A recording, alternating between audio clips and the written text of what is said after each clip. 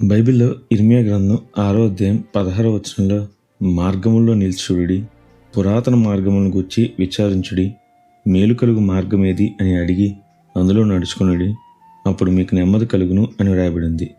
ఈరోజు ఇది వింటున్న మీకు ఓ ప్రశ్న. అసలు మీకు ఈ మేలుకర మార్గం గురించి తెలుసా? తెలిస్తే దానిలోనే నడుస్తున్నారా? అయితే వినండి, ఈరోజు దేవుడు మీతోనే మాట్లాడుతున్నాడు. మరి ఈ రోజును దేవుని వాక్యధ్యానంతో ప్రారంభిద్దామా?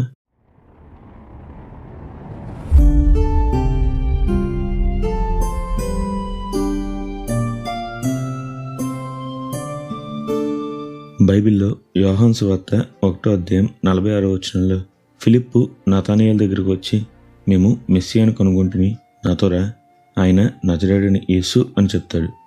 అప్పుడు వెంటనే నతానయేలు, నజరేతులో నుండి మంచిది ఏదైనా రాగలదా అని అంటాడు.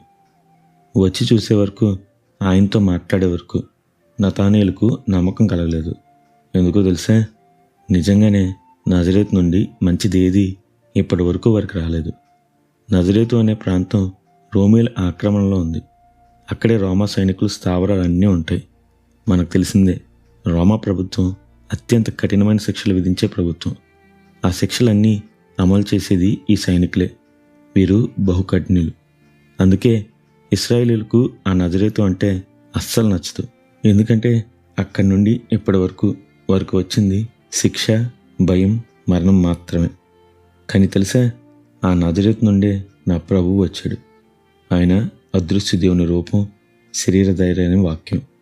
ఎక్కడైతే బాధ, భయం, మరణం ఉందో అక్కడి నుండి జీవం, క్షమాపణ, సంతోషం తీసుకొచ్చాడు.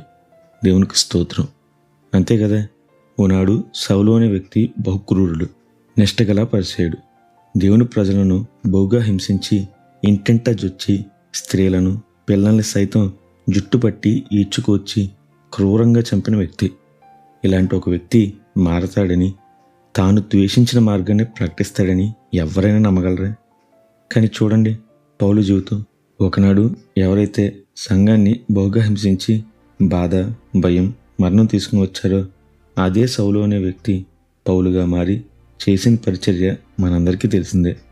ఆ పౌలే తర్వాత దేవుని ప్రేమను, ఆయన జీవాన్ని, ఆయన ఇచ్చే క్షమాపణను ప్రకటించాడు. ఇప్పటికీ నా మటుకైతే బ్రతుకట క్రీస్తే, చావైతే లాభం అని ధైర్యంగా చెప్పి ప్రభు కోసం ప్రాణాలు పెట్టిన పౌలు గారి జీవితం మనందరికీ ఆదర్శమే. చూసారా నా యేసయ్య ప్రేమలోని శక్తి? ఆయన మారాను మధురంగా మార్చగలడు, ఎడారిని సెలయేరుగా చేయగలడు, అడవినైనా సరే కస్తూరిగా పుష్పించగలడు. మరి వినడం మాత్రమేనా? నమ్మకం కూడా కుదిరిందా? వినండి, నా వల్ల కాదు అంటారా? నా బతుకు మారదు అంటారా? నేను ఎందుకు పనికిరాను అంటారా? మీతోనే దేవుడు మాట్లాడుతున్నాడు.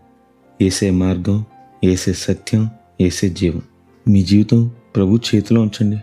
అప్పుడు దాని ద్వారానే ఆయన అద్భుతాలు చేస్తాడు. నమ్మండి, దేవుని మహిమను చూస్తారు. నిత్యం ఘనత, మహిమ, ప్రభావములు యేసుక్రీస్తు నామానికి కలుగును గాక. ఆమెన్. హల్లెలూయా.